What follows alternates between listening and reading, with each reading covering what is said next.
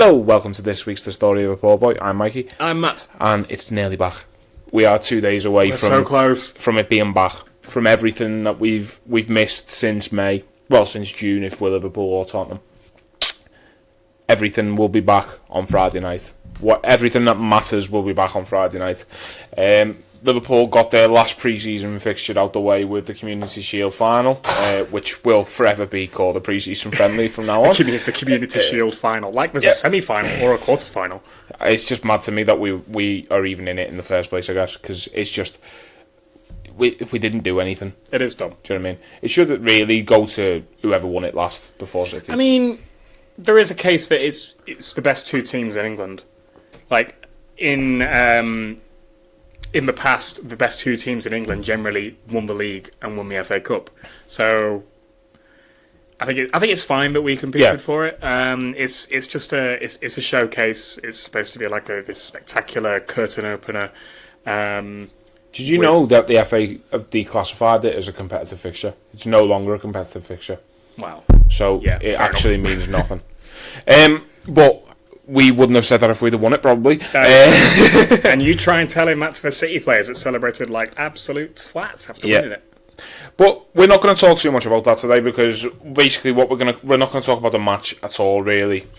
Might reference points here and there, but what we're really interested in is what we learned from it. Mm-hmm. So we're going to talk about that. We're going to look towards Norwich on Friday night, which, couldn't be a better game to start the season with, I don't think. Can't wait. And then we will have a couple of predictions for the season as well. And if there's time as well, we'll even go into our new segment for our Premier League 11, I guess, but not Premier League in all competitions, but since 1992. That's the full name of it. Since football started, that's it. Liverpool's 11 since football started in 1992. There you go. So let's get right into it. So Liverpool lost on penalties in the Community Shield. We did. Gene Wijnaldum was the only one to miss. And even then it wasn't a bad pen. Just good save. But what we can take away is that to start with the biggest cliche of all time, football is very much a game of two halves. You used to tell me off for saying that. No, but you know what I mean. It is. We were largely crap first half, and we were loads better second half. I think probably on merit, I think we were a better team overall. Yeah. Probably deserved to win. Unlucky to not, but hey, it's a pre-season friendly against the other best team in the country. So yeah, exactly. I think it won't be. If we play like that against them in the league, we would be very unlucky to not come away with something. Yep. Based on our second half performance. Our first half performance is very interesting because we play with a very high line against City's front three of Leroy Sané, Raheem Sterling and Bernardo Silva. Very quick players, but also we were playing the high that Kevin De Bruyne was breaking our line a lot. Do you know what I mean? And when we're he is known to make those runs from deep though. It's such a risk. That it makes me think that Klopp was using it as a preparation game for other games coming up. Specifically Norwich, Specifically the likes of Norwich and Southampton the week after, isn't it? So, yep. Looking at those games, maybe that's what we were going for. Because it was really, really interesting.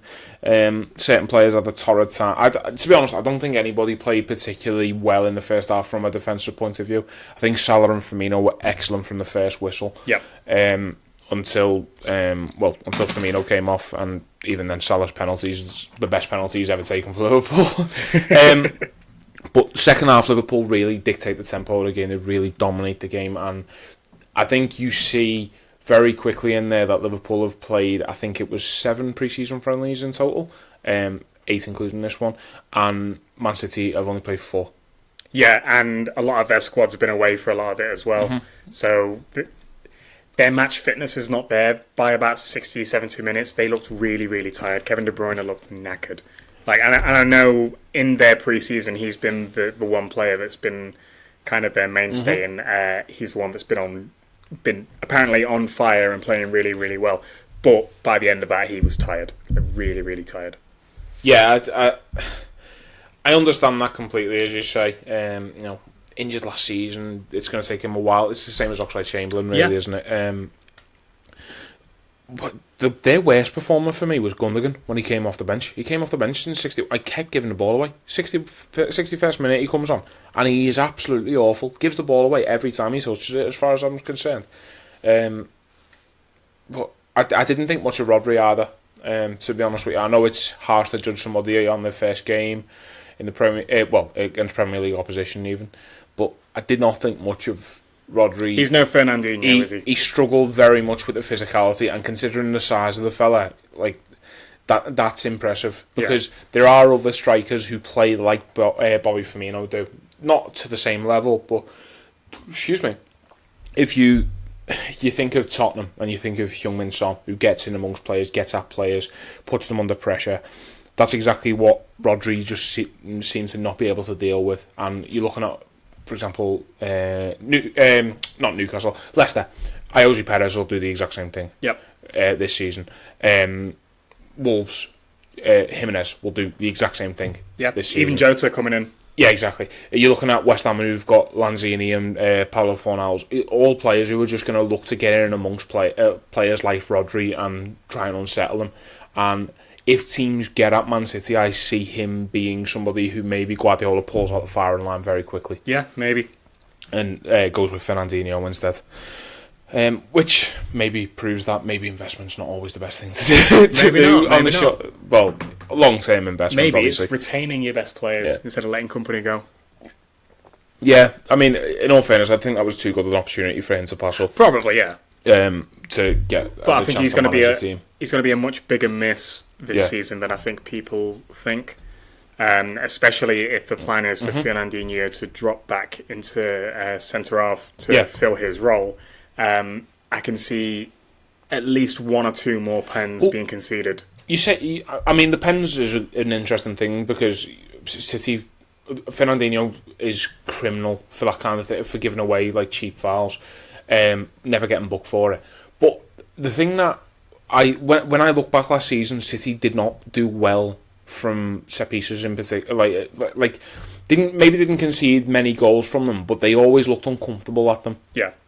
And now they've just lost their biggest fella, and their plan is to replace him with somebody who's 5'9". Yeah, I think it's interesting. It's these really small marginal gains that we can get on City. Like obviously, we're about the same as we were last season, like personnel wise and hopefully performance wise. City, if and anything, hopefully injury wise as well. Yeah, and hopefully injury wise. Improving injury wise would be nice, wouldn't it? But if anything, City have regressed. So I think it's going to be really, really interesting to see what happens. I think it's important to say when we say regress as well, it's not that City have regressed by like Rodri is going to be a fantastic footballer. There's no two ways about it. He is thought of too highly in the game to not be a really good footballer. But in the short term, you're looking at a loss of the captain of that Man City team, the fella who literally won them the league last season with that goal. Yeah, you're looking at that and you're wondering how are they going to replace that leadership. And sure, they've got David Silva and Kevin De Bruyne, but that leadership from the back is huge. And I don't think that they will be able to replace that with Stones, not Otamendi. Exactly, yeah. Or Laporte, for that matter. I don't see him as a natural leader, although I do see him as a fantastic centre-half. But we did learn that they might not start the season great. They might start the season a bit slower than maybe they did last year, maybe than Guardiola would like them to. And Leroy Sané might be leaving, or he's at least injured at this point in time, to my knowledge. So, first game of the season, Aguero's been back for, a week and a half, 2 weeks? Everything starts getting a little bit interesting when you look at their first game being West Ham away, which is a difficult place to go. Yeah. West Ham are a strange team. They seem to have 4 defenders, and then the rest are just very attack-minded players. Which will be something really difficult for them to deal with. I think they usually seem sitting back. And then West Ham's new striker as well, Haller. I am fully convinced West Ham are going to do something this weekend, because I just see the trickery in and behind the strikers is too much for Man City, and Yeah. their defence is probably going to take a battering as well. Like, I do see this being, like, it's the opening day of the season, second day of the season. It's 12:30 kick-off. It's obviously going to be a 0-0. But if it wasn't, if it was at a 3 o'clock kick-off, I would be thinking this is going to be like a 5-all or something mad like that. Because West Ham can't defend. Yeah. Man City, if they do press Man City and if they do go at Man City are going to, open up a little bit. Yeah, fingers crossed. Have a good chance at getting at them. So that's what we've learned about City. What have we learned about Liverpool from Community Shield? Yeah, so this is not a Man City podcast. We learned that Liverpool are in a good place physically, to be honest, because we outlasted them for across 90 minutes. Liverpool were by far and away the fitter team of the two. I'm surprised, really, really surprised with how fit Bobby looked. Yeah, it's an amazing jump from what he looked like. I mean, because I saw somebody made a joke about him looking like he was a bit overweight in the Lyon friendly, and then a couple of days later he looks like good old Bobby again. But he was fantastic. He put himself about. He loves playing against Man City. Yep. Anyway, puts himself about. He was fantastic until he comes off for Shaqiri, creating chances, just getting in their faces really. Mo Salah was brilliant from start to finish. Albeit his decision making left a lot to be desired. He was desperate for a goal. You could kind of see that. Yeah, against the worst team though, a lot of those shots go in. A lot of those decisions are the correct decisions against the worst team.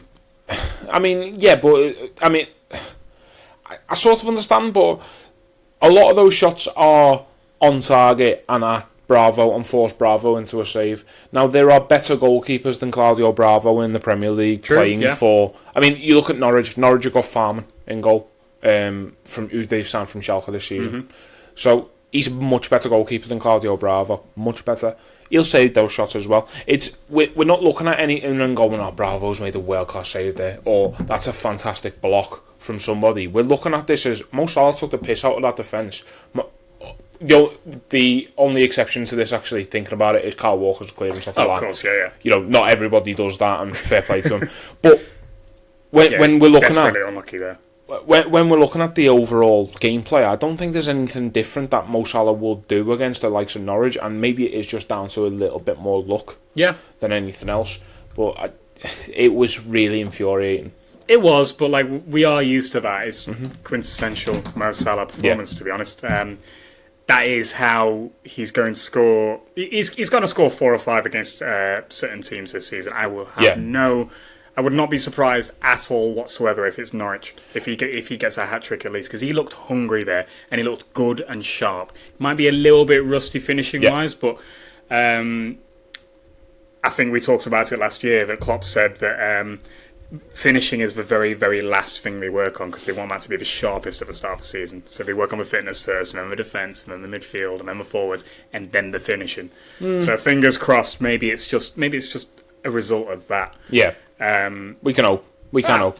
He's scoring 5 against Norwich. It's happening. Yeah. Well, Norwich... he is my captain in my fantasy team. Norwich classically do not like playing against Liverpool strikers. That is true. In particular, Luis Suarez. We finally got rid of the ghost of Suarez. They're back in the Premier League, and we're like, yeah, it's going to be... Oh, no, Liverpool. Yep. Oh, no, at Anfield. Oh, no, they've got someone even better than Suarez. Yeah, well, we've got 3 of them. Just as we're talking, a bit of breaking news. Ooh. Manchester City have just announced the signing of Portugal fullback João Cancelo from Juventus for 26 million plus Danilo. Yep. Don't see him. I don't see him changing anything, to be honest. It'd just be him or Kyle Walker. Yeah, to be fair. Although I could definitely see now Kyle Walker maybe playing centre half instead of Fernandinho, which might change what we've just said a little tiny bit. He's done it for England. He's done it for England, is my thinking behind that. Yeah, but England aren't very good, so... No, but teams don't attack City. True. Yeah, no, that is true. Do you know what I mean? So you can get away with having somebody who can do the basics right, and by basics I mean the most ridiculous overhead kick I've ever seen clear. I'm gutted about that. Yeah. Well, another thing we learned before kickoff really, for this game.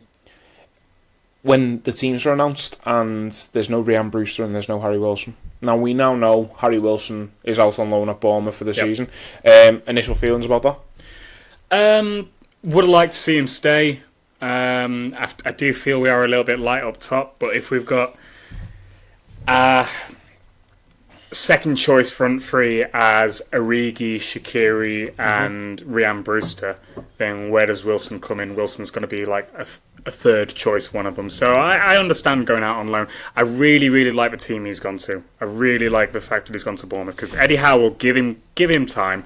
They are an attacking team. They're fast and quick. And it's kind of Liverpool light. Obviously, the pressing isn't there, but the attacking players. I think this is an interesting one for Harry Wilson because a lot of people want him to play for Liverpool now on the back of what he did for Derby last season, and that's fine, and I would agree with that completely had Derby played in the Premier League. Yeah. But obviously they didn't. Obviously they still aren't this season, and whilst he scored was it plus 20 goals last season for Derby, whilst he did that in the Championship, it's a different ballgame completely, and playing for this Liverpool team isn't easy. That said, I did want him to stay around. I have a couple of question marks about his physicality. I don't know if he's got the strength to cope with playing in the Premier League, to be honest. Work rate's a big question as well. Yeah, a lot of Derby fans said that, didn't he? That he just goes missing in games and then turns up for the 30-yard screamer. It's like what Coutinho used to do. And everyone wants him back. Yeah, well, I mean, Coutinho's work ethic was a little bit better, but when he first started... I'm being a twat. True. It's very much like what Luis Garcia used to do. There you go. Yeah, there you go. The opposite of Dirk Kuyt.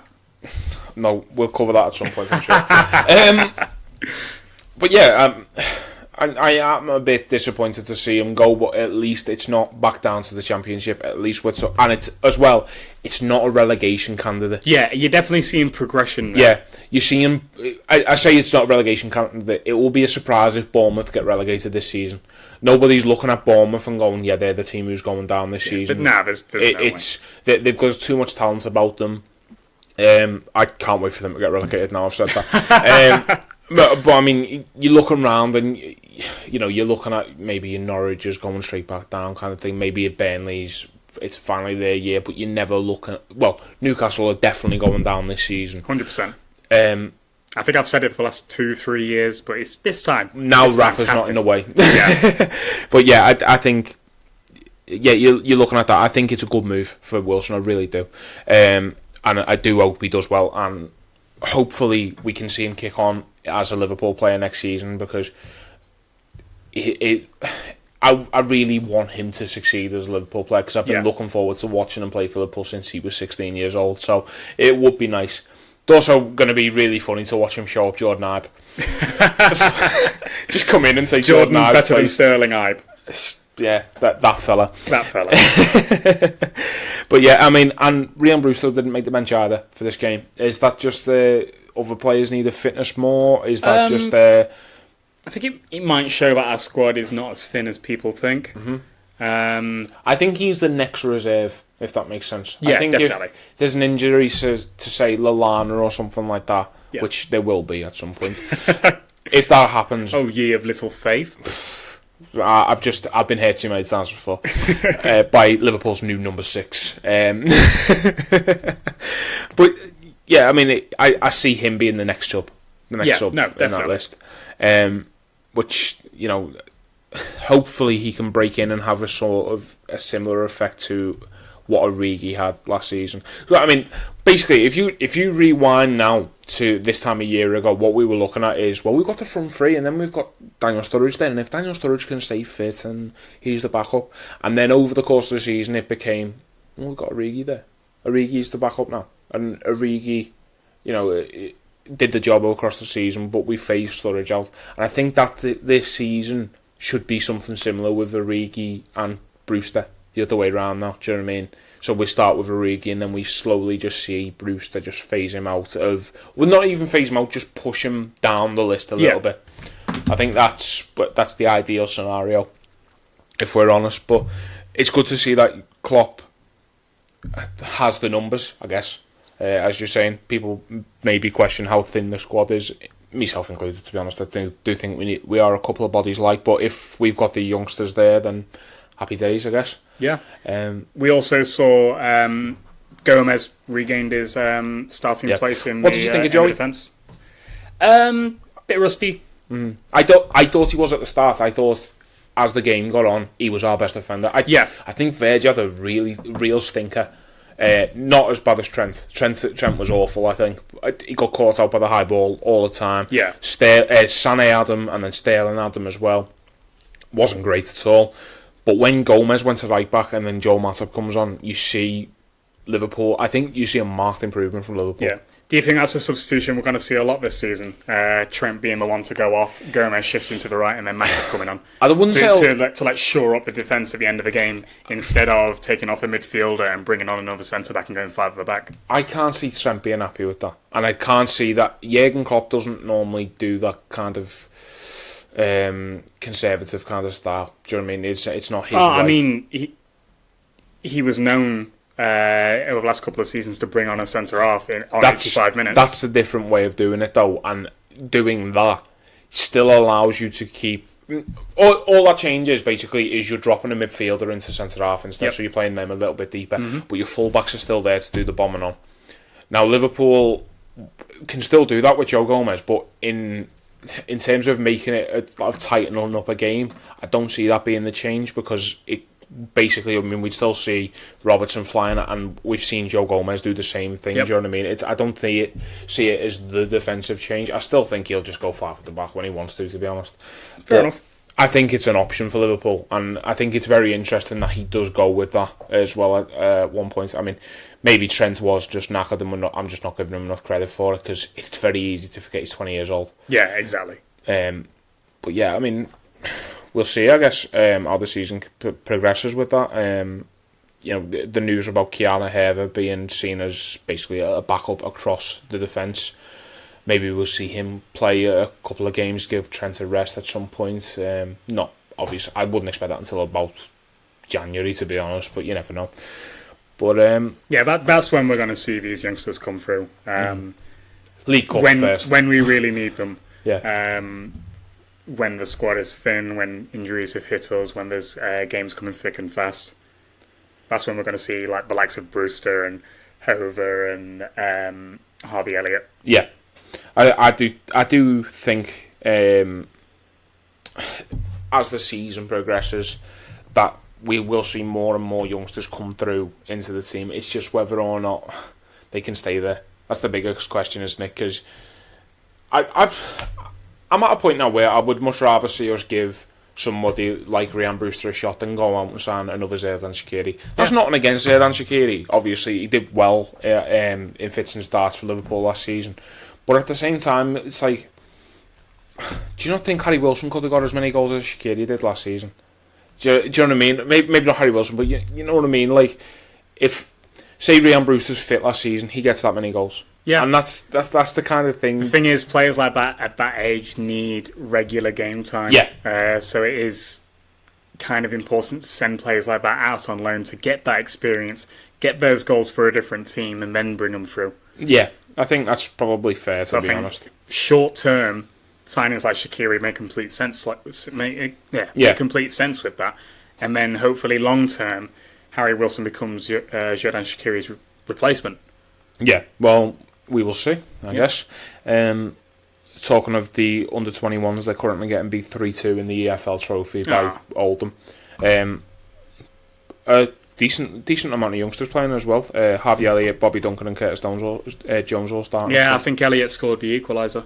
Pedro Chiravella is in the squad. Jesus. He's starting that game. I forgot he existed. I thought he'd gone. I was adamant he'd been sold to somebody by now, but maybe that was on Footy Manager. Can't believe he's still under the age of 21. He's not, he's 22. You're allowed, I think you're allowed 2 or 3 or something like that. Rules. Yeah, I know, it's soft, isn't it?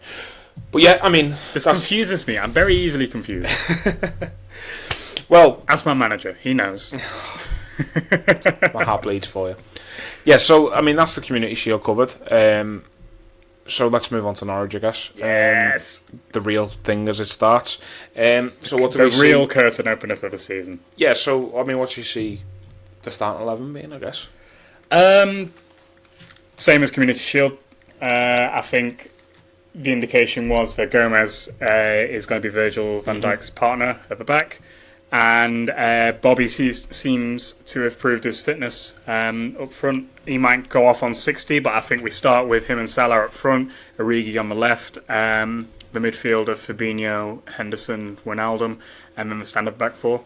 I'd be really surprised if he goes with that midfield. Yeah. That midfield against Norwich. Just purely because it's just very defensive, isn't it? Do you know what I mean? And it's very workman-like.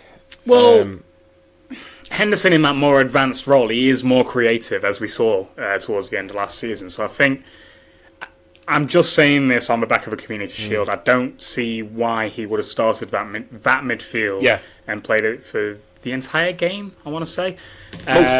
Or at least most of the game, if that wasn't going to be the midfield start. Especially if we were playing with such a high line as practice for against Norwich. I understand. I do understand where you're coming from with that, but I do think Naby Keita came on and changed that game. Yeah, maybe. He looked good when he came on, Naby Keita. And I am so excited for him this season. Well, that's it. And I think we're all kind of expecting Keita to kick on this year. And I just wouldn't be surprised at all to see him come in for Gini Wijnaldum, who just looked off the pace a little tiny bit. He normally plays very well against Man City, and he just wasn't quite there. And this is against the Man City team who, as I've already said, looks shattered. So I just wouldn't be surprised if you see Keita or even Oxlade-Chamberlain start.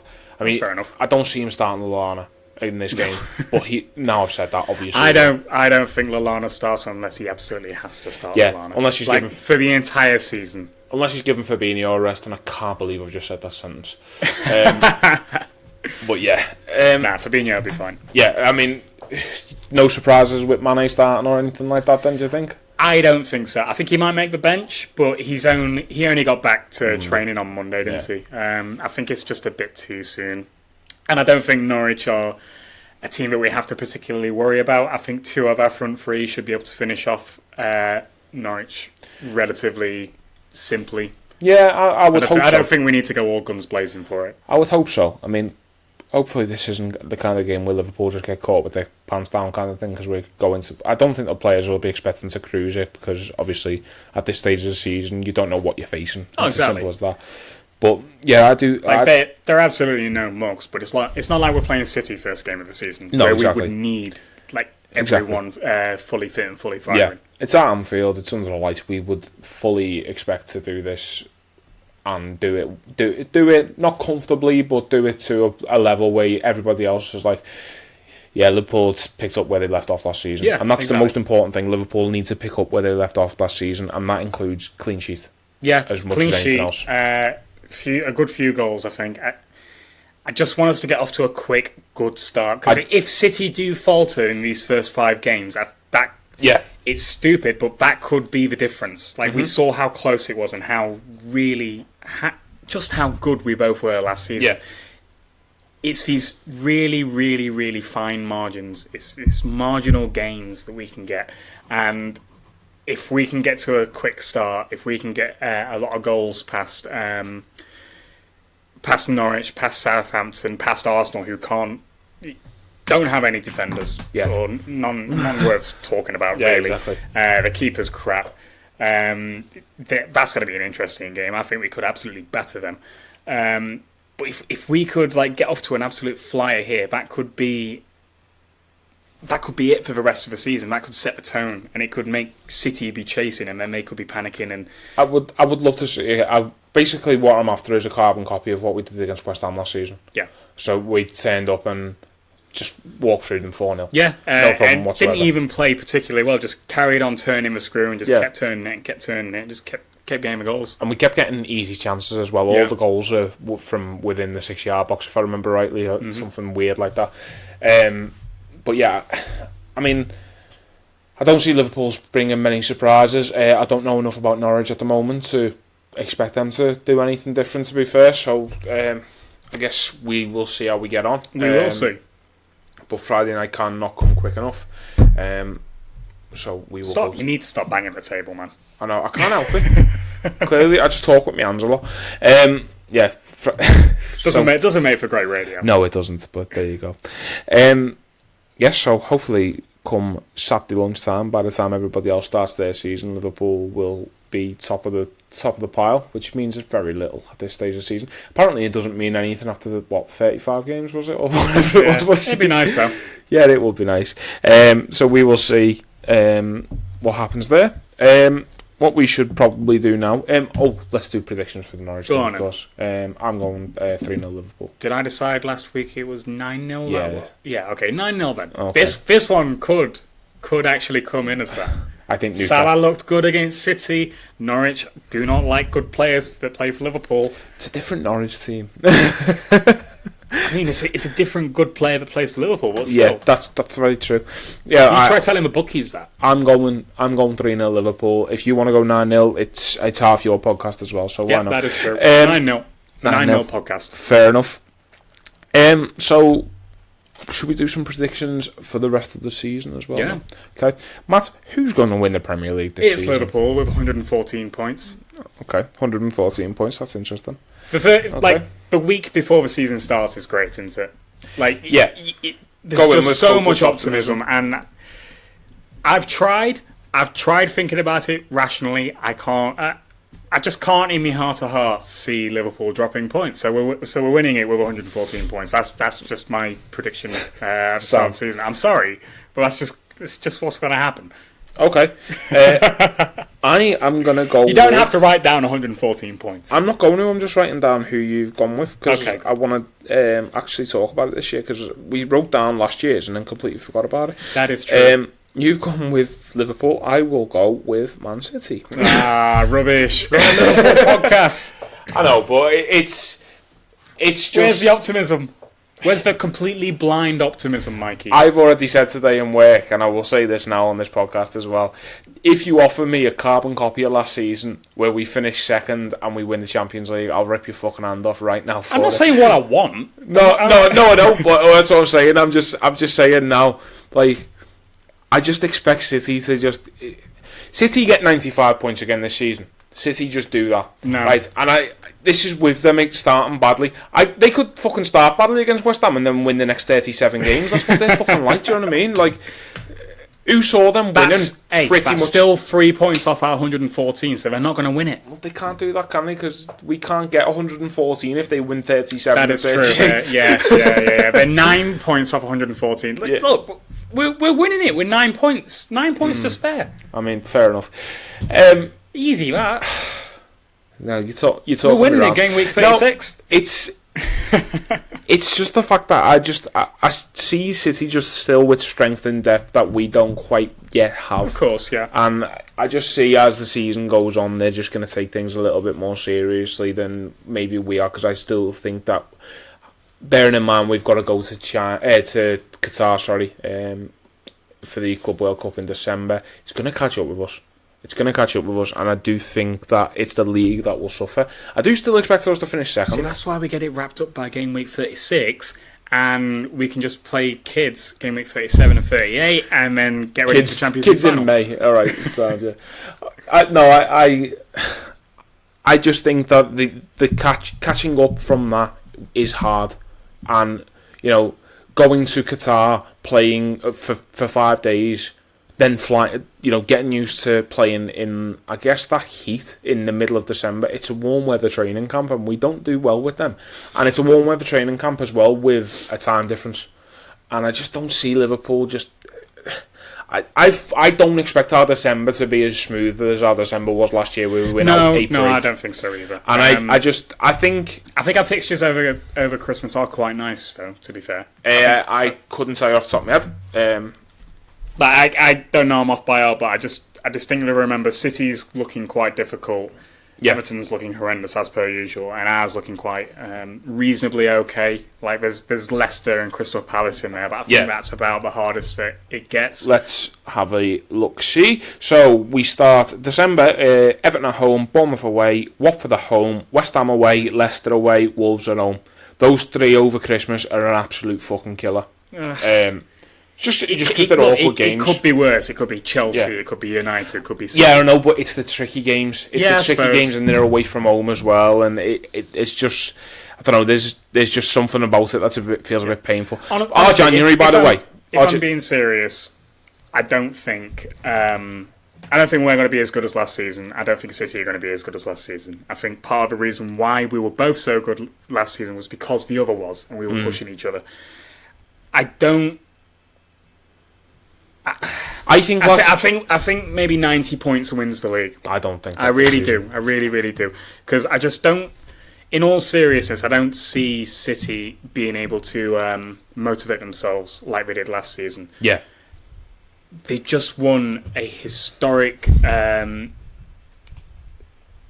national quadruple, and no one gives a fuck. No one cares because Liverpool won the Champions League. Yeah, but you saw how much they great on them. Yeah, but you saw how much they value the Community Shield the other day. I don't think they do. I think they were just rubbing it into us. Yeah, exactly. But it's rubbing it into us, and it's beating us. And that's the thing. Like, yeah, but they've only got 2 opportunities to do that over the season. Yeah, I don't think beating us to a title must mean just as much as it'll mean a lot more than beating us on the day, lad. Do you know what I mean? Like, yeah, but I don't think that's going to be running through their mind to get them through like the Leicester of last season. I understand during this season. I don't think that's enough. I don't think they've got a player that can like grab the game by the scruff of the neck like Kompany did and does, and brings the team through it. I think. I don't know. I don't think they'll collapse, but I don't think they'll be as resilient as they were last year. I can see them conceding a lot more goals this season. Yeah, I see that as a start off, but I think their younger players are a year older, so are ours. Fair enough, but you know they're more used to. They're getting more and more used to the system. Bernardo Silva already had a fantastic year last year. He's going to kick on again. Raheem Sterling may be playing a bit more of an attacking role. We'll see how we get on. I guess is nobody knows until the season kicks off, really. But I do think 95 points is what it takes this season, which is still less than last season, albeit only 3 points less than last season. But I'm just looking through our fixtures now and just seeing what we've got, and our January is a joke. We've got Sheffield United at home on the on the 1st of January. All right, not that bad. Then that'll be the FA Cup third round, followed by Tottenham away, Man United at home, Wolves away, and we don't do well in January. Yeah, that is grim. Yeah, that's a horrible, horrible January. I think, to be honest, it's a horrible period from the 21st to the 21st. 21st of December to the 21st of January. Yeah. I think if Liverpool can come out of the other side of that and be... So, there's 7 league games there. I think if Liverpool come out with 5 wins from that, we're in good stead for the rest of the season. Obviously, depending on what we've done prior to that, but 5 wins from those 7 is an incredible return, if you're asking me now. Sorry. I'm just enjoying looking through the fixtures. No. I just got a notification from Sky Sports saying Real Madrid are in talks with PSG over signing Neymar. Exactly. I love silly season. Yeah. It ends tomorrow. I'm gutted. I know. And apparently Arsenal have went back in for Kieran Tierney. It's just that's just a cycle that won't end, isn't it? Poor man's Andy Robbo. Yeah, so I've gone Man City to win the league. I think I just fair think enough. Their fixture list will be kinder over the season. And, especially the running. Yeah. So that's the top 2. Who makes up the rest of your top 4? Are you not saying Liverpool finish second? If you think... No, I'm saying Liverpool finish second. Good. It's Spurs and one other, but it's the one other, and I don't know if it's guaranteed to be someone in the top 6. Ooh, that's interesting. Because who honestly has improved majorly on what they've had last season? So Man United have bought some shite defender from Leicester for 80 million quid. Hey, they got Aaron Wan-Bissaka as well. Alright, Aaron Wan-Bissaka. So they've improved one half of their defence for 130 million quid. The other half of that defence is exactly Luke Shaw and either Chris Smalling or Eric Bailly. Phil Jones. Exactly. Shite. Right? Their midfield's still horrendously unbalanced as well, because it's still Pogba and...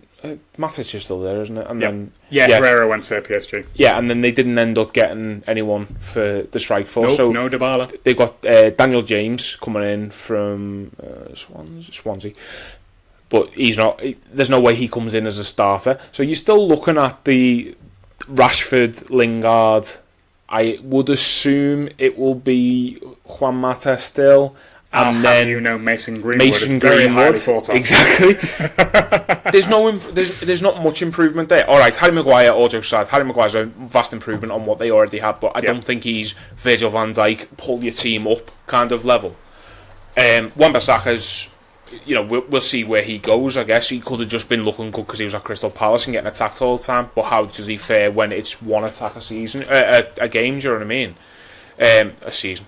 I guess we'll see.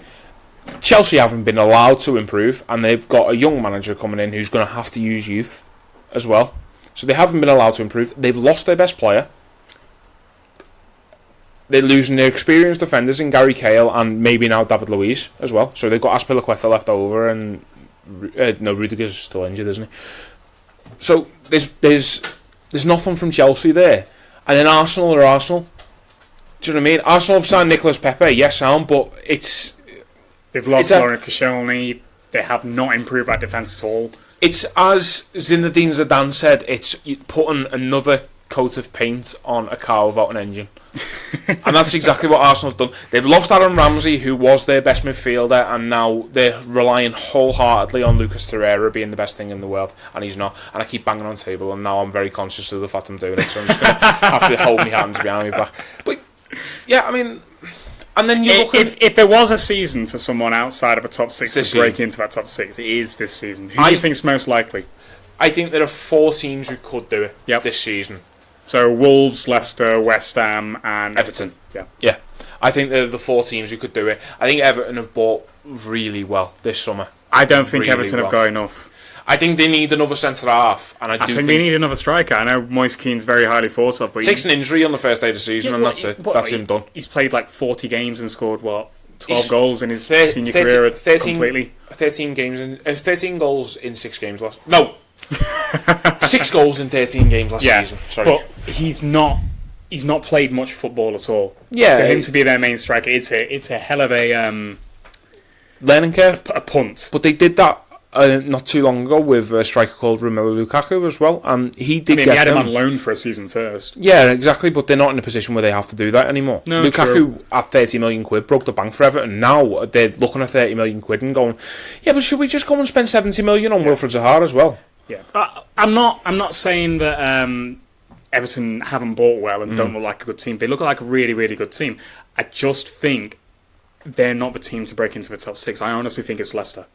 I think there's a good case for Leicester. I do think, again, I think they bought well. I think the best signing they could have made is signing Yuri Tielemans on the permanent transfer. I really rate him. And Perez from Newcastle. I think that's a brilliant signing. We'll see how he does, because it might well just be that he looked good because Newcastle were so bad. And he is just 13 good. goals in that team. Yeah. It's hard to score that many goals for a shit team. We'll see how he gets on. Playing with Jamie Vardy up front as well, I expect him to do quite well this season. Yeah. I really rate Jose Perez. I do think he's probably the most underrated footballer in the Premier League, and that's saying something, because nobody rates him. Well, obviously Brendan Rodgers does. But I do. Yeah, exactly. So we'll see basically what they do. I could see it being Leicester. If I'm completely honest, Wolves wouldn't surprise me in the slightest.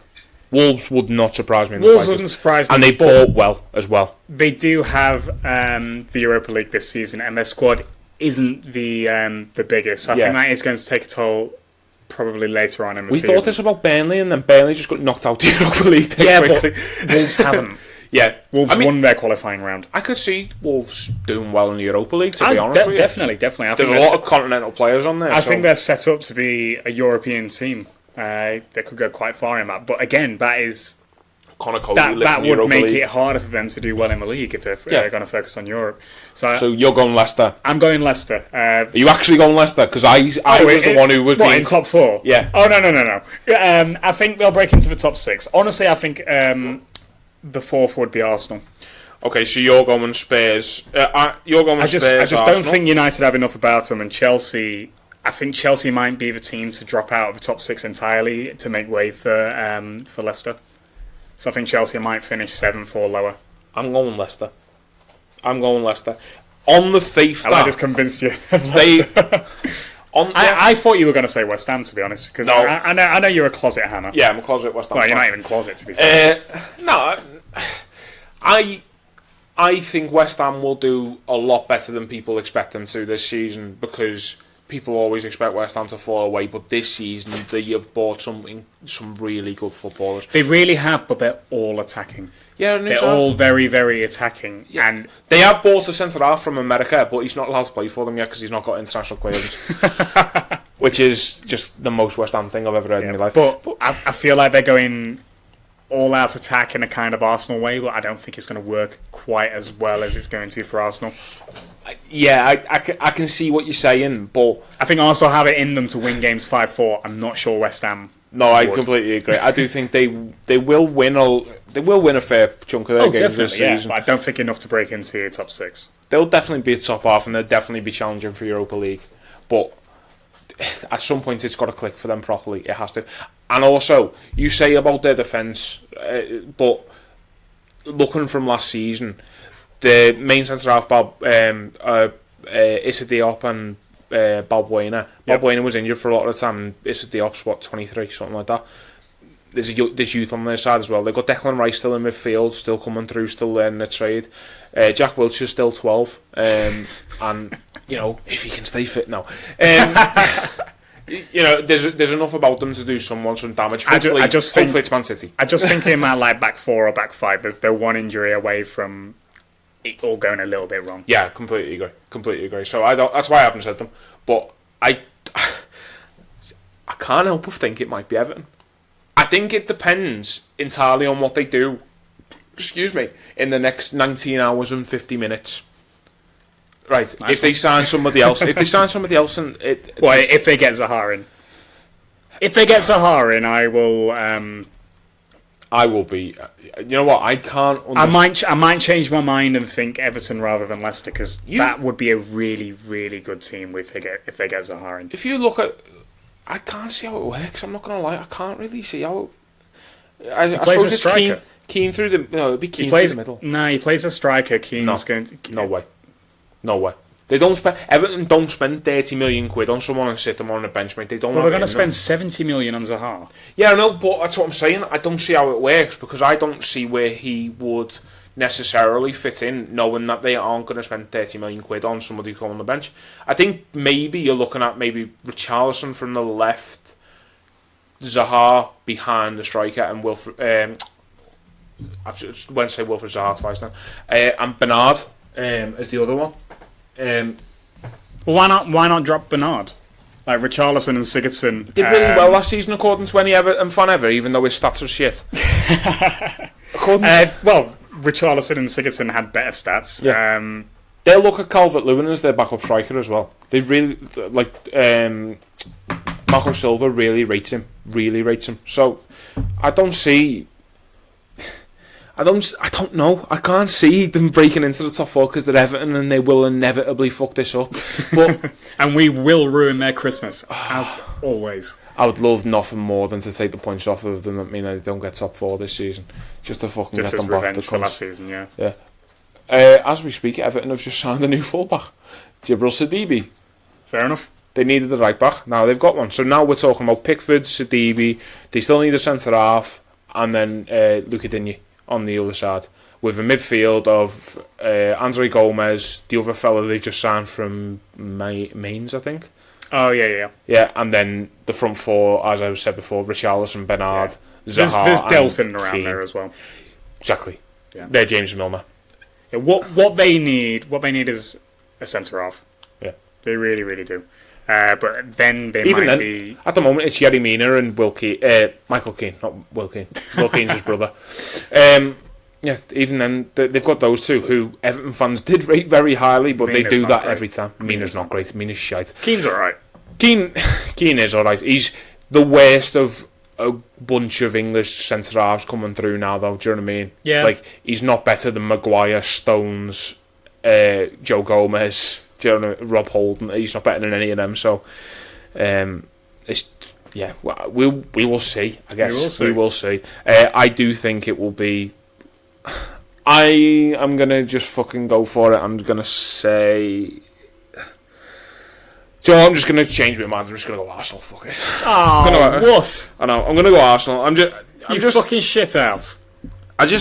I see Arsenal just doing what we did in 13-14 and just beating teams just because they've scored more goals. It's not because of anything. Yeah, they'll be able to do it against Versailles, but they won't be able to do it against... This will be a last day thing, no. They won't be able to do it against the top 6, and then that'll just get them top 4, and that's it. I could honestly see a 3-way battle for the 4th spot on the last day of the season between Everton, Leicester and Arsenal. And... and United and Chelsea are just completely out of it. Who's asked about them? That would be lovely. I want nothing more than Man United to disappear into oblivion and just keep spending money trying to get out and can't do it. And I really want it more than anything. I want them to. I want Paulo Dybala to go there and be their Stan Collymore. That's what I want more than anything else in this world. But yeah, relegation. Newcastle, obviously. Aston Villa and Sheffield United. I think Norwich stay up.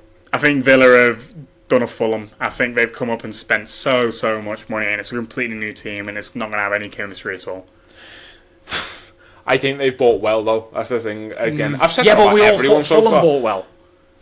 Yeah, I did think that at the time, to be honest. You are right there. I did think they bought some great players. That's Jean-Michel Seri, Andreas Schürrle. And in the end, Ryan Babel turned out to be their best player.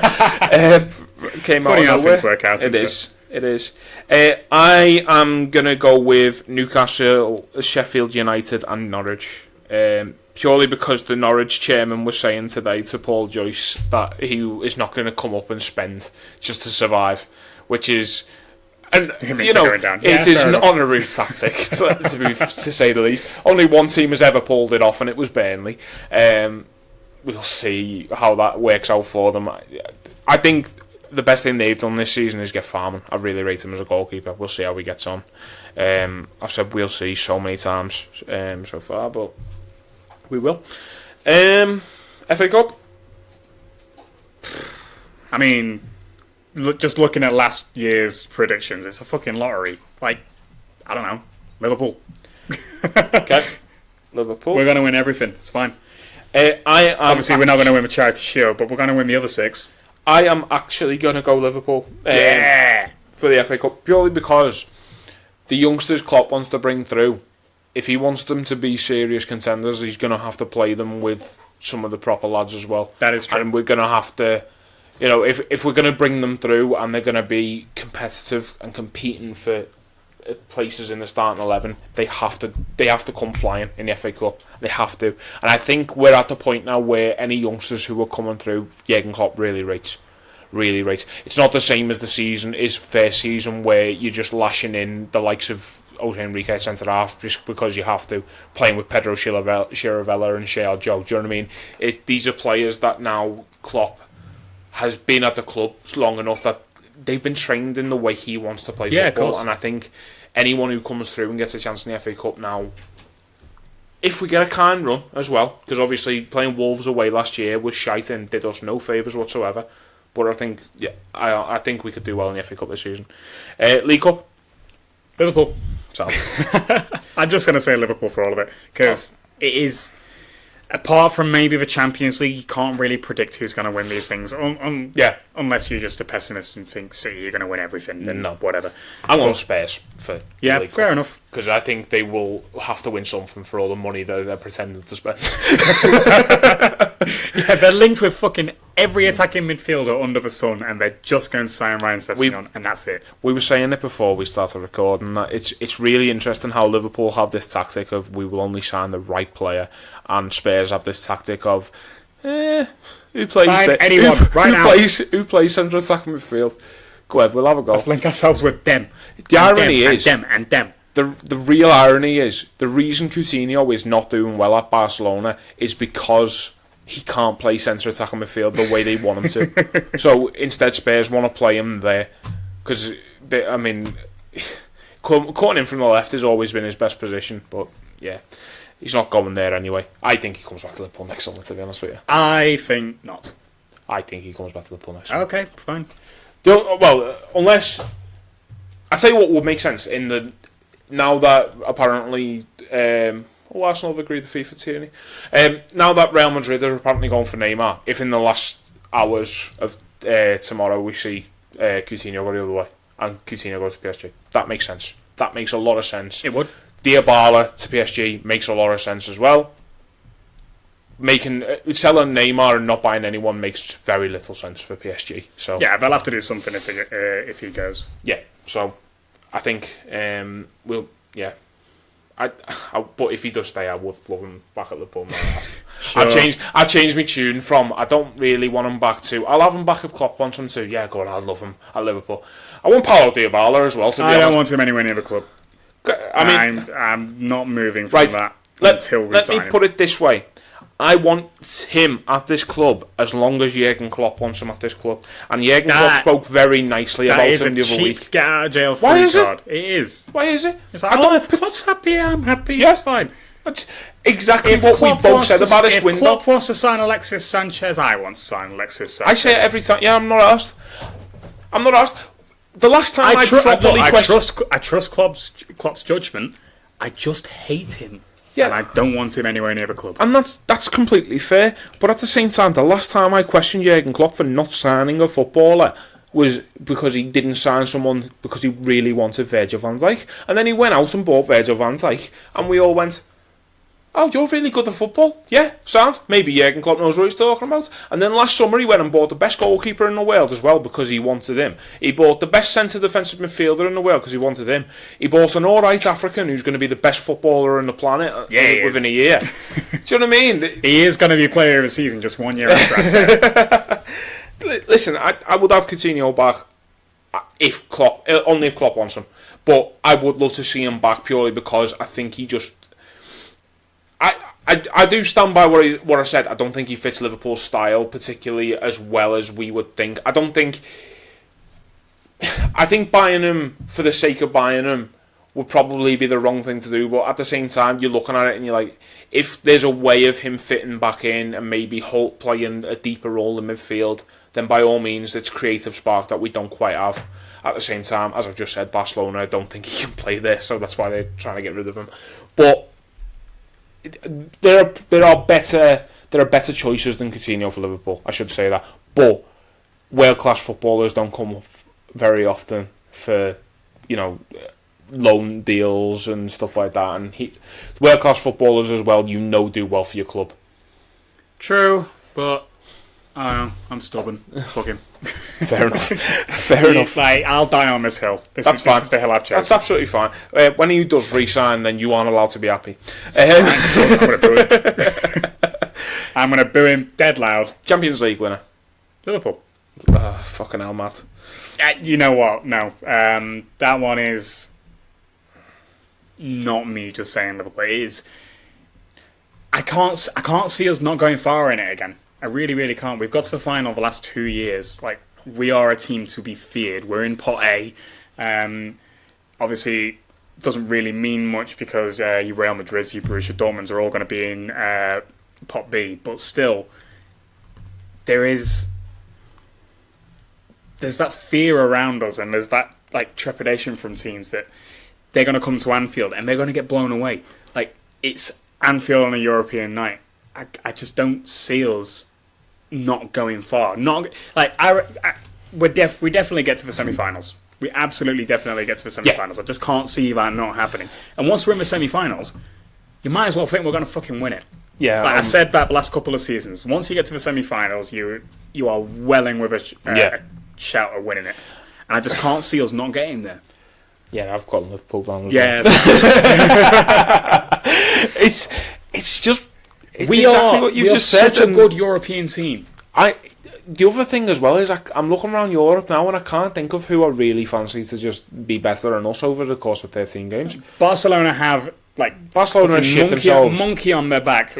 They get to a semi-final and then they go 3 goals up and then they just fucking die. And they're obsessed with us now. Real Madrid are crap. No.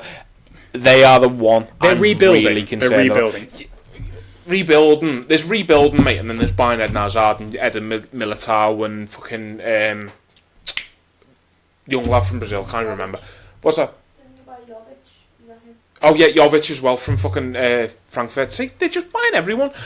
Mendy at left back as well to replace Marcelo, who's getting on and on and on. Yeah, maybe. Juventus, I'm kind of a little bit worried about. I was a little bit worried about them last season as well, but this season. while they've let go, seemingly forcing Dybala out, and they've let go of Keane, they obviously they've got Ronaldo. They brought in De Ligt. They're on about getting Lukaku in, and like while he's not a great striker, going to Inter Milan. Okay, fair enough. But I don't know. Juve scare me a little bit because I think they're the kind of team that we won't beat easily. I agree, and I do remember saying that to you because they set up mostly defensively. But that's an Italian stereotype, I guess, more than anything else. They these days aren't built to be as defensively rigid as the Juve teams we used to know. So the Juve team of Cannavaro, Buffon, Lilian Thuram, and Zambrotta and all now. that. Well, he is. But you're looking at it. Those teams, whilst they had a lot of firepower in the likes of Del Piero, Pavel Nedved, and stuff like that, this team has even more going forward than that, and it's just not set up to be as defensively sound as they used to be. Yeah. And Atletico Madrid scare me a lot more than they do, even with João Felix and stuff like that coming through. But even aside from that, it's just how Simeone just knows how to do well in Europe, I guess. Who do you think could be like a surprise package? It's obviously we had Ajax last season. Who do you think is going to do? Why not? Ajax again? Yeah. I think Borussia Dortmund could do really, really well this season. I think they could do really well. I don't doubt it. I mean, they came unstuck around about the same time we started to in the league, and then we quickly got back together, but they never quite did. I understand. Got a really good squad. I understand Dortmund. I think Bayern have got a little bit weaker over summer, and they've just strengthened. I think this could be the year that they could do it. They could pit Bayern to the title, and they could. What's happened here? If City sells Leroy Sané to Bayern Munich will, it'll be a danger again. Oh yeah. That's the only way. But I do agree with you about Dortmund. I think they could get to the semi-finals of the Champions League. Yeah, I mean, Jadon Sancho's a year older. All of their teams more experienced, all that bollocks and all. But Ajax sold one player. We were expecting a mass exodus. We were. And to my knowledge, Ajax haven't sold anybody other than him. We were expecting them to lose David Neres, Dusan Tadic, Tagliafico, and the goalkeeper and Onana and Van den Beek. All of them we were expecting to walk out the door. And to my knowledge, they've lost De Ligt. Yeah. All right, they've lost their captain, and I think Van der Beek's been linked to Madrid. Yep, but it's not gone through. They've got to run out of money at some point here. So I could see. Well, they're trying their best to sell Bale, so maybe that's why they're trying to get it back. See, as I talk, David Neres signs new Ajax deal. Sound. So. They've done really well. There's no reason they couldn't do it again. Yeah, I completely would expect them to, and I really want to because the away day would be fucking boss. We have to go down as one of the favourites in that competition. We just have to. Absolutely. People can put City down as the favourites all they fucking want, but they cannot get past the quarterfinals. They're just not good enough. They are not good enough in a European setting. Pep Guardiola is not good over two legs. He just isn't. Fucking hell, did you know Ajax bought Quincy Promes this summer? Fucking hell, they've strengthened. That is not like Ajax. Oh, I forgot as well. Frankie de Jong's gone, of course. Oh, yeah. Yes, Frankie de Jong's already. Well, that was already agreed, wasn't it? But, I mean, if they can get along without De Ligt and de Jong, then I think they will be... I mean, that's a big ask. That's like literally... That's literally like turning around and going, yeah, if Liverpool can get along without Virgil van Dijk and Mo Salah, they'll be alright for next season. Yeah, if they can get along without their two best players from last season, then I would expect good things from them. They've still got a very good squad there. Yep. And I could see them doing well. I think you're right with Dortmund, though. To be honest, I completely forgot about Dortmund. I forgot they existed. It'll be very interesting. I agree with Liverpool, though. I think there's going to be a point where City are going to start taking a lead over Liverpool, because no matter what Liverpool do between now and December, unless City fall away catastrophically, we will go into Christmas behind Man City because of the World Cup Championship. Okay. Do you know what I mean? And it's Liverpool playing catch up. That might well favour us. If we can get through the hard periods, that might well favour us. Because we're a better team playing catch up. We just are. But in terms of if that gap opens up to say 15 points at one stage, and you just sat there and you're like, maybe we're not doing this. Maybe the Champions League just starts taking a little more precedence, and maybe you start going, all right, well, maybe Mo Salah doesn't play this game. Maybe Firmino can have a rest as well, and we'll start Brewster and Origi together. And we see things like that. I could just see Liverpool just binning, like not binning off the league, but Liverpool just kind of prioritising the Champions League instead. Because at the end of the day, it's not a bad consolation prize, and it's made me really feel really good about life. I mean, it is the best trophy. It is the best trophy. I don't care what City say. I don't care what people say. Winning the league is the best. Winning the Champions League is fucking brilliant. Winning Champions League, we are the best team in Europe. By no means a consolation prize at all. It is fucking brilliant. It's by no means a consolation prize, because we won the Champions League. Man City won 4 trophies, and no one gives a flying fuck about Man City. So yeah, fuck you, Man City. 97 points again. I think a replica of Liverpool's season last year, and Caesars do a double. If I'm completely honest, if Liverpool get 97 points again and obviously win the Champions League, Liverpool win the double this year, and I've got them down for the FA Cup as well. So that means that we're up winning we're finally on the actual treble instead of the Mickey Mouse treble. Yeah, so I've got us down for that. Not that we're biased at all. While we may as well try and fit this in. Go on. We're an hour and 6 minutes in. Should we do our best right back since football started in 1992? Yeah, let's go for it. Okay, sound. So, now that we've dealt with the future, let's go back into the past. And we'll start with... You're going to say Glenn Johnson first, aren't you? Just get it out of the way. Just get it out of the way. Make your case. Notable mentions include... Notable mentions do include... You have to include notable mentions. Yeah. Okay? So, the notable mentions, Jamie Carragher. Mm-hmm. Okay. Marcus Babbel, who I was very close to putting in because I think I can argue him in.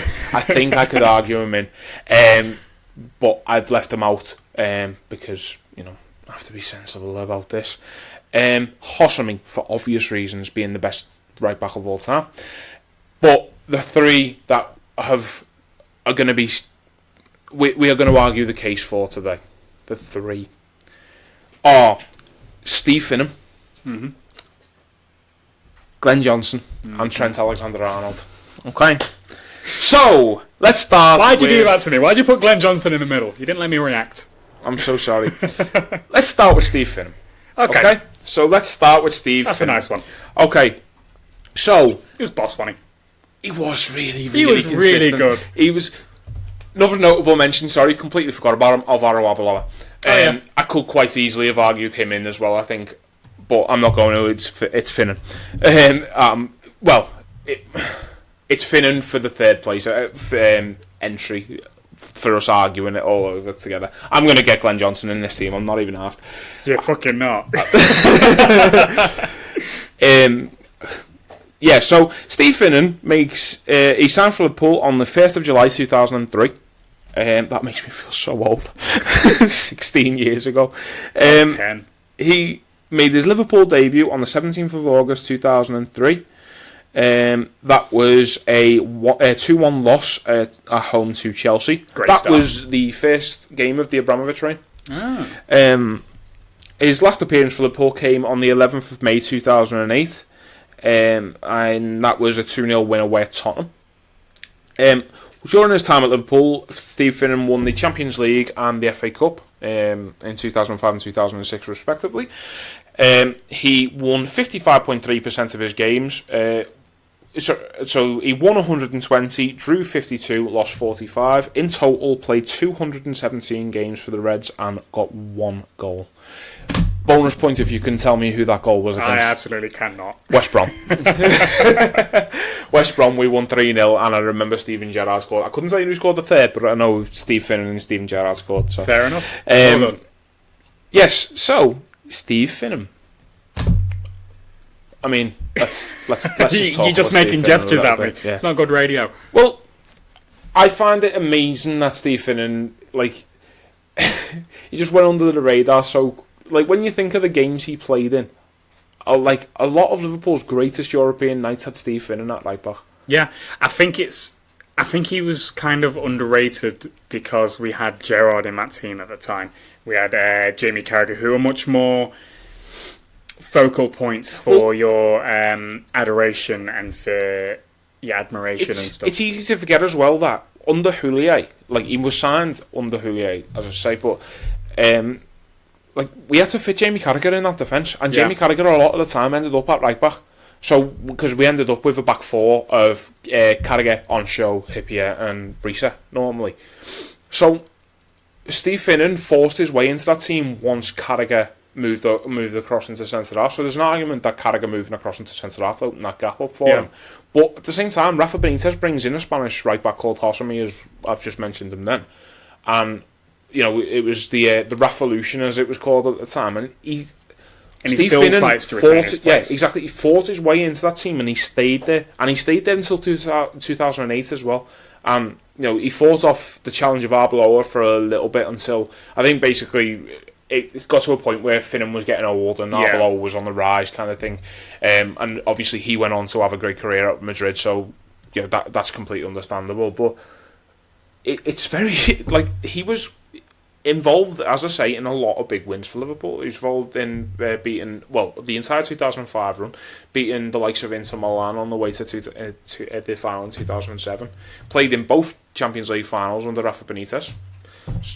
As good a candidate as anybody for to go into the team for the right back for the team since football existed. And he was always really, really dependable as well. Like he would never do anything atrociously stupid. He's what Nathaniel Klein is miffed to be. Yeah. Miffed, is that a word? Mythicized? Mythicized. That's there we go. Isn't it? He's what people We think got degrees Klein in is. physics, not English, Yeah, guys, exactly. sorry. Fuck off. If you want English, then go somewhere else. I don't speak English. We didn't learn good. Yeah, I'd exactly. Me no speaky good. I think he's what people think Klein is. Yeah. And you know, you're 7 out of 10 every week kind of right back. That is Steve Finnan. Klein's Steve Finnan 7 out of 10 is a Klein 9 out of 10 to be honest with you. I think he kind of epitomises a Rafa Benitez defence as well. Yeah, really consistent. Really not. I want to say like not brave in attack, just consistent defensively and dependable. Yeah, that's another reason he eventually gets moved out of this team as well, is because Arbeloa going forward is a lot more willing to take a risk. The role of fullback's kind of changed towards the end of his career. So like, it's Danny Alves' fault. Yeah, it is. When you look at fullbacks now, the absolute flying fullbacks that we have in Robertson and Trent, and like that all came from Barca as well. It's just kind of the evolution of that. But like, so Hippier now as a right back wouldn't be anywhere near as highly thought of. But for the time in that 2003, 4, 5, 6, that period, absolutely perfect right back. I'm sure you just said Sammy Hippier. I'm absolutely sure I heard Sammy Hippier then. I think. You know, good place to start. I'm sorry. No, it's fine. It's a good place to start. I did take my glasses off. I can't think without my glasses. Finnan was known for his attacking role and ability to cross the ball, so maybe we chat absolute bollocks on there. Maybe. He is still to this day the only player to have played in the World Cup, Champions League, UEFA Cup, Intertoto Cup, all 4 levels of English League football and the Football Conference. Wow. When did he play in the conference? He started at Welling United. Oh, Sam. So he started at Welling United, then played for Birmingham City, Notts County, Fulham, then Liverpool, then moved to Spain for a bit, and then went back to Portsmouth. Sound. I'm sure at the moment he owns an estate agent in Ireland or something like that. It just disappeared completely off the grid. Fair enough. Apparently, fair enough. Living in London and working in property development in 2015, apparently. Nice. But yeah. A good place to start, I think. 53 caps for the Republic of Ireland as well. What a fella. We had a right back called Steve Finnan. Right, let's move on to Glenn Johnson. I'll let you take the lead on this one. I'm talking about Glenn Johnson. Why not? Because he's not very good. He has no Glenn business in this Johnson. list. The only reason he's in this list is because we need 3 players. He's fucking crap. Glenn Johnson. Signed for Liverpool for $17.5 million on the 26th of June 2009. Just over 10 years ago. That makes me feel horrible.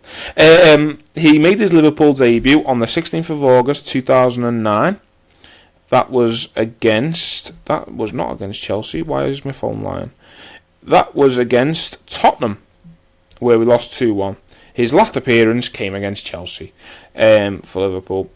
His win ratio for Liverpool, 51% of games. He won 102 games, drew 42 and lost 56. His honours at Liverpool are a League Cup in 2012, and in total he played 200 games for Liverpool and scored 9 goals. It's about 190 too many games. Yeah, so if we're completely honest, I'm putting Glenn Johnson in this because I now get a chance to rant about how much I fucking hate Glenn Johnson. So, Glenn Johnson, to me, comes in when I firmly believe Alvaro Arbeloa was one of the best fullbacks around. And I'm justified in saying that because Alvaro Arbeloa went to Real Madrid. Yep. And then played for Real Madrid while they were winning things and trying to rebuild their teams as well. You know, in the summer they signed Ronaldo, Kaká and Xabi Alonso. They also signed Alvaro Arbeloa. Which, you know, when you're rebuilding, that's a fucking decent level of... It's not a bad first step, is it? Yeah, exactly. That's a decent level of company to be in if you're Arbeloa as well, isn't it? You know what I mean? So Liverpool sell him for £3.5 million and then spend $17.5 on someone from Portsmouth, who his achievements to date at that point was a left-footed volley from 30 yards into the top corner. Okay, couldn't defend to save his life. Was absolutely awful at defending, and is the most overrated attacking fullback I've ever seen in my life. Attacking fullback, 9 goals in 200 games for Liverpool. What the fucking hell is that all about? 9 goals in 200 games. If either of our fullbacks do that, because I would love to see his assist stats as well, because I bet you they're not high. I would be amazed if he got 9 fucking assists in the time at Liverpool. He was so slow going forward. It's just slowed down the play It was much. the ability to put his foot on the ball and just go, right, I'm not passing this ball unless I want to. And just completely kill any forward momentum Liverpool had. And how the fucking hell he featured in that team in 13-14, where we were renowned for our attack and play, I will never know. Because Flanagan did really well at left back going forward. I can't remember a single fucking thing Glenn Johnson did in that season. So there you go. I hate Glenn Johnson. I feel bad because I could have argued nice things about Marcus Babbel. Because Marcus Babbel was my hero as a kid. You know. And to be fair, with what he's been through as well, to still be involved in football, he's still my hero now. I love you, Marcus Babbel. Can't help it. Getting teared up now. And also Marcus Babbel scored in the Merseyside derby when in the McAllister game and was involved in the treble as well. So therefore, in conclusion, Marcus Babbel, Glenn Johnson. Yeah. So in conclusion, Glenn Johnson's not getting considered anymore. He's dropping out of this. Trent Alexander-Arnold. He's good, isn't he? Now, Trent Alexander-Arnold signed for Liverpool in 2004 when he was 2. No, when he was 6 years old. When he was 6 years old. 6 years old in 2004. He made his Liverpool debut on the 25th of October 2016. Prizes for naming which team he played against? So United. It was not. It was. His Premier League debut was away at Old Trafford, if I remember fuck right. You then. I got it right. No, you didn't. No, I got it right to me. No. We're on about a Premier League 11. His Liverpool... No, we're not. His Liverpool debut came against Tottenham in the League Cup. Because he went through Ben Davies, he's never been the same. His last appearance for Liverpool was the other day. His win ratio while he's been playing for Liverpool... in a total of 86 games so far, he has won 61, drew 13 and lost 12. I'm amazed he's lost 12. He has scored 4 goals in those 86 games. Okay. His honours include the Champions League in 2019. Okay. Yes. Now, try and convince me that the best young right back in world football isn't the best right back Liverpool have had since 1992. I don't think I can. Okay. I think he is one of the most exciting talents in football right now. A lot of people think he's destined to go into midfield, but I think I've come around to the idea that he can make that right back position his own because right back is so well. Both fullbacks are so important in modern football. Like right back used to be, as Carragher put it, no one wants to grow up and be a Gary Neville. You're either a failed centre back or a failed winger. It's very unglamorous. But now they're one of the most creative outlets of the team. They've kind of replaced traditional number 10s. Well, I mean, Liverpool got 25 assists through just their fullbacks last season. It's absolutely insane. Those numbers are ridiculous. We've never seen anything like that from fullbacks before, and I think we're only going to see more of it from fullbacks in years to come. And it's all started with Trent Alexander-Arnold and Andy Robertson. Just like the more attacking, flying fullbacks started with Dani Alves way back when, I think this new not wing back. They are fullbacks, but they play like wingers. Yeah. I think me and you are being very harsh on here on Cafu and Roberto Carlos. Roberto Carlos was his own thing. Really, and Ashley Cole. I could list attack and fullbacks all day, but I do agree. I completely.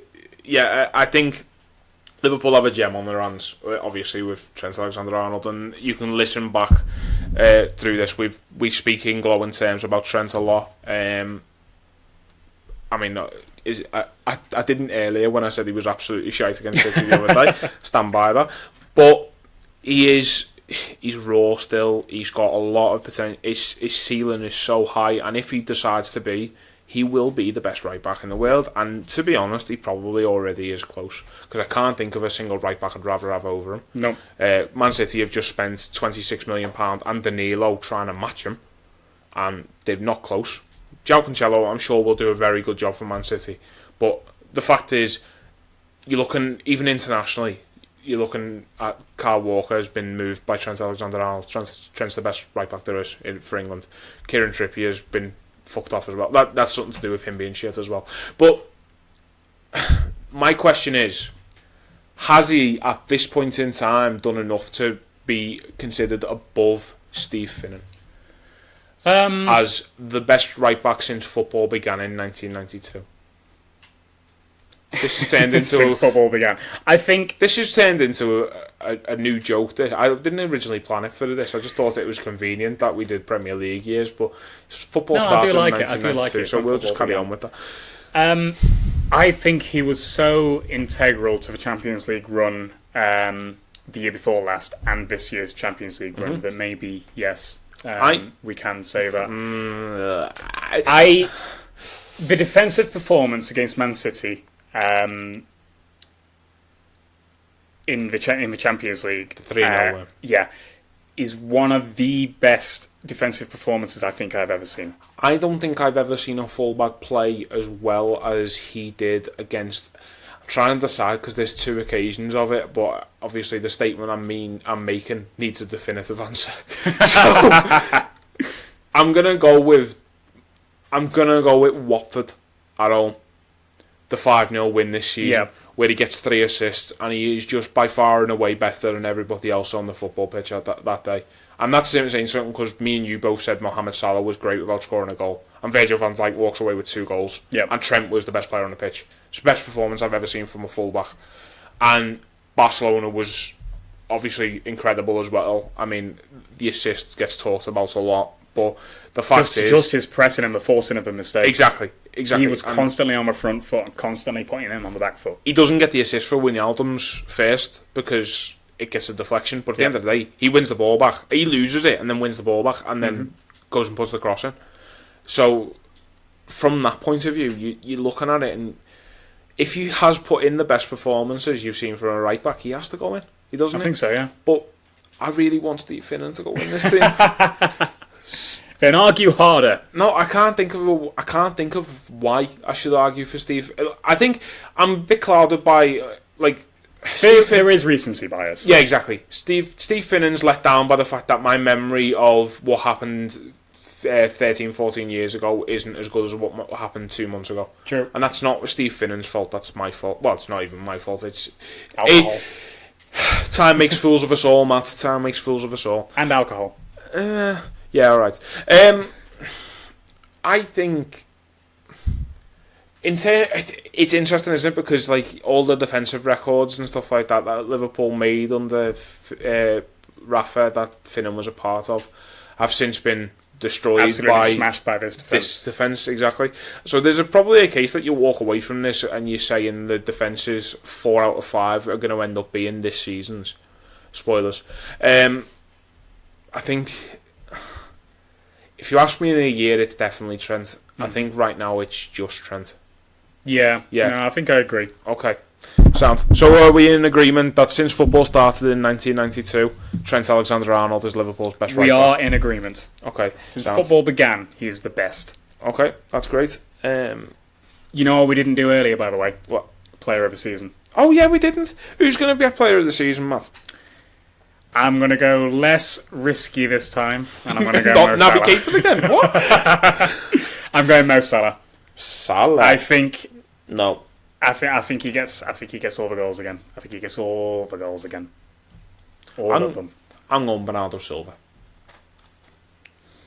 Fair enough. Because Bernardo Silva had one of those seasons last year where, he's so underrated. He's so underrated. You know, the Michael Carrick season, as I will now call it forever, where everyone in Wales football knows he's all right at football. Yeah. But all of the people who are adamant he's the best thing in sliced bread need you to know that. Michael Carrick is the only footballer ever who has been underrated by everyone. If you're underrated by everyone, you are rated. Do you know what I mean? Yeah, that is true. Jordan Henderson apparently is overrated by everyone, which means he's not overrated. He's rated exactly where he should be, apparently. It's fucking stupid. Anyway, yeah, I'm going Bernardo Silva. Fair enough. I think this year, if City can do what I predicted and win the league again, I think he plays the most important part in it. I do think there's probably a case for Raheem Sterling as well. Possibly. But that's getting into other things. I think a lot of his off the pitch thing. I think he wins Footballer of the Year, no problem. In terms of sports personality or something like that, I think he'll win that as well. But I think in terms of I don't know. In terms of what they're going to do on the football pitch, I think it'll be Bernardo Silva. Fair enough. Young player, no. Harry Kane, obviously. Yes, Harry Kane. Although it was Raheem Sterling last year. Top goal scorer. Funny way of pronouncing Harry Kane. Top goal scorer. Salah. I forgot to ask that as well. He's just got Salah again, yeah. Yep. Okay, Salah. It's happening. Okay. Okay. Mason. It's getting closer to 30 than Green. 20. And on that, I think we should probably end. Yeah, I don't even know who I'm going for top goal scorer this season. I might just go someone. Do you know what? I'm going to go Aubameyang. Because right. Yeah, no, that's fair. I just going to be a fucking stupid team this year, so may as well. Yeah. Again, it all depends on what everyone does in the next couple of hours. Because if Tottenham go out and buy a world class central attacking midfielder, creative force, you might see Harry Kane break 30. To be honest with you, you might see Heung-min Son break 30 because he's a much better footballer. That'd be good. But one of them, he won't be rated like Son. that because I he's really English. love Son. But yeah, he won't be rated. He's underrated by everyone. Is he? Is he? Nah, I just want to say it. Right. I just wanted to say it. No, I know. I'm just trying to think of somebody who is actually underrated by everyone. It's probably Jordan Henderson, to be honest. Yeah, I think it is. Jordan Henderson is rated by no one. So, but you could have this conversation with somebody else and it's overrated. That is true. Underrated. Such is football. It's a funny old game. Actually, it's not even that old. It only began in 1992.